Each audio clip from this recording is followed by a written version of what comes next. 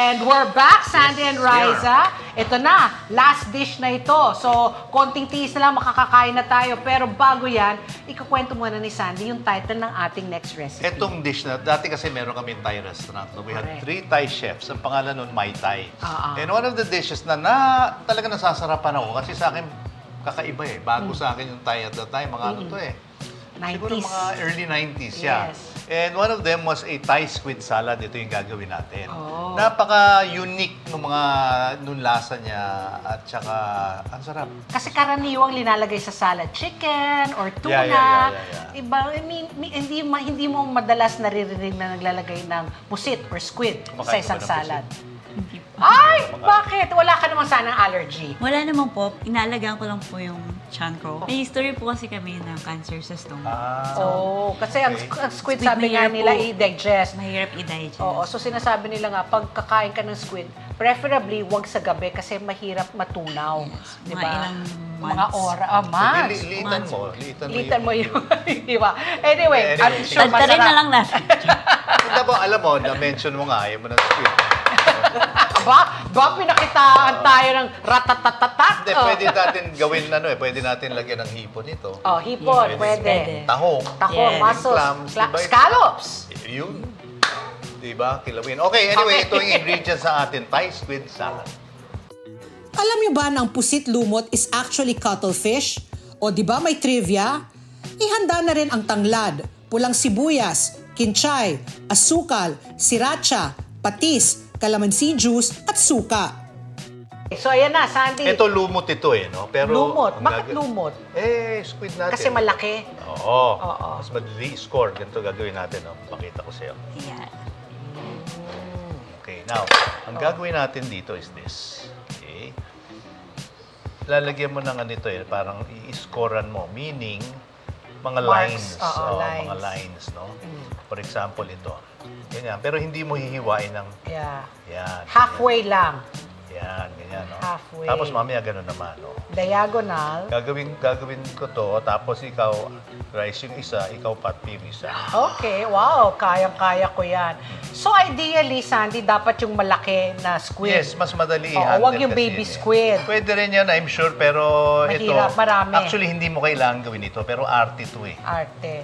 And ang paglinis ng squid, yung ganyan, di ba, to remove the sac, ipupul mo yung ulo, di ba? Tapos babalatan mo yon para matanggal yung balat kung saan nanggagaling yung black ink. Correct. Diba? Unless gusto mo isama yung ink. No? Unless isama mo. Okay. Now, pagka na ganyan na natin yan, scoring, isa-slice na natin to. Yan. Okay. Tapos, gagawin natin is this. Ayan. Pala nito. Mahirap, matigas. No, I understand kung bakit mahirap i-digest. Oo, mahirap i-digest. Makunat po yan. Makunat, correct.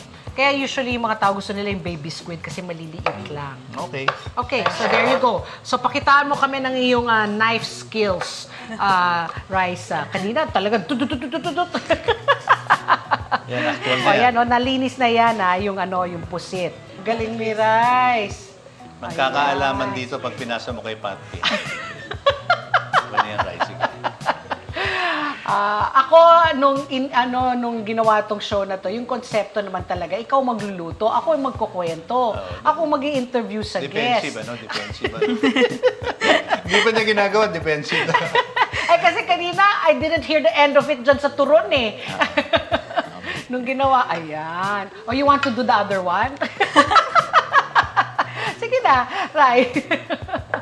Ang liit ng kamay ni Raisa, Galing, marunong ito. Mas paghawak pa lang no? Ayan. Mas maliit yung kay Raisa kesa yung kay Sandy. Alam mong men's size. Ito parang children's size. Ayan. Raisa, ganyan na lahat dito. There. Okay, ngayon Yung last. Ikaw na, ikaw. Akala ko si Raisa na rin. Close-up nyo. Pati ikaw na. Di ba parang slinit muna ito, di ba? Tanggalin mo muna yan, Alam mo, itong ginagawa namin, hindi nyo kailangan gawin ito. Para lang maganda, may presentation May presentation. siya. May arte lang. Yeah, may arte So lang. you can just do the rings, di ba? Yeah, Pwede lang it's really rings. up to you kung gusto mong rings. Funnel Kanina, yung style. ring, yeah, good idea, Pat. Oo, rings, di ba? Squid So, rings. ito, pwedeng magpakain to ng mga 42 na tao, ganyan. Tig-isang piraso sila ng squid. Tapos mga 8 basong kanin. Oh, Ayan. ayan. Okay, now, the next step, meron tayong boiling water. Alam mo, ang squid, tandaan ninyo, sa Japan, kinakain ng hilaw yan, sashimi. Yeah. Oh, Kinakain nila. okay. Oh. Nakakain nga ako niyan dati, yung octopus eh. Ay, yung Gumagalaw octopus. pa, di oo. ba? Hoy, naku, tsaka malaki. Oo. Antegas.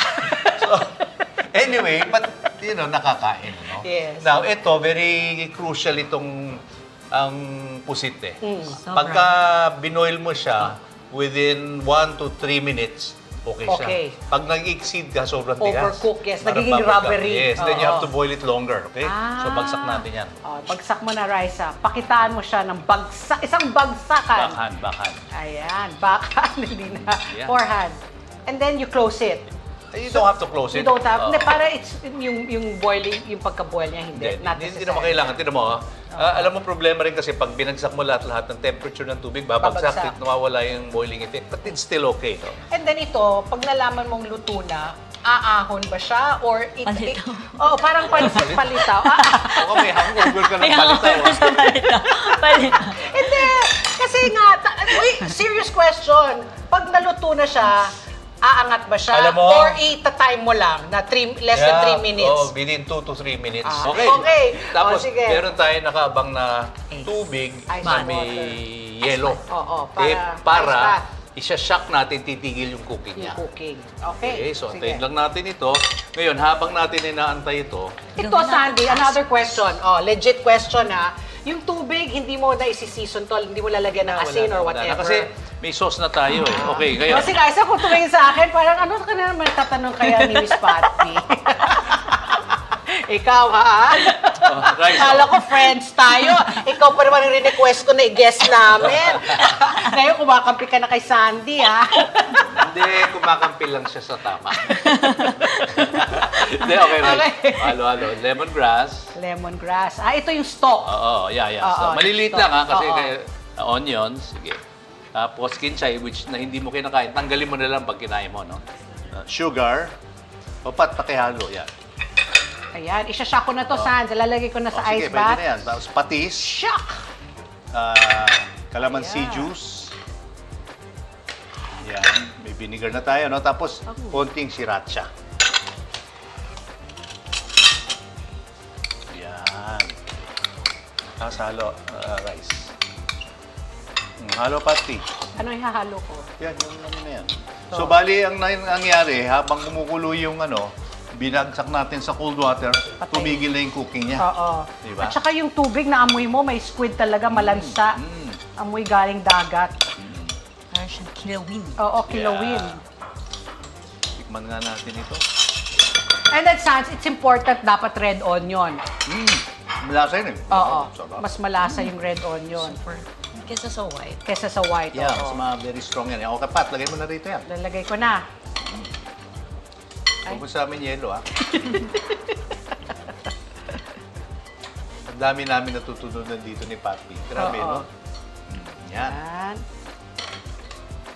Sabi ko nga para sa'yo, mga 42 pwede pakainin ito sa liit ng pag-iba, no? Alam mo, yun may na. pagka parang kilawin ito, di ba? Yeah. Sarap niyan. Oh, there you go. Oh, haluin mo na. And this one, best served chilled. Yeah. No, Yeah, di ba? Para mas refreshing Oh, lagay mo sa because of the refrigerator after this. because of the onions, Yeah. the lemongrass, di ba? Yan na Ako yun. naisip ko, lagyan mo rin yan ng peanuts para talagang why Thai na not? Thai. Yeah. di ba? Why not? Oo. Why not? Ganda You yun. can Pat, put ano pa? peanuts. Tingin mo pwede lagay dito? I would Milk tea. milk tea. Malakas din You know tayo. what? Ang Yung dami. isa, kanina unang pisan, mahihayin ngayon, milk tea na ilalagay mo eh. Ako Lalo lalagyan Thai. ko ng, Para Thai. sabi ko, lalagyan ko Thai ng, milk tea. oo, lalagyan ko to ng peanuts. I can even put century eggs. Pwede Diba? rin, di ba? Oo. Yun na yun. O, Yan sige, na. ito, ipi-plate na lang natin ito, Yeah. ha? Mas ulam ito kaysa sa salad. Pero hindi na importante yun dahil pag natikman mo itong Thai squid salad, ka na lang sa sarap. Tada! Ayan na ang ating squid salad! Nag-hello na si Pusit!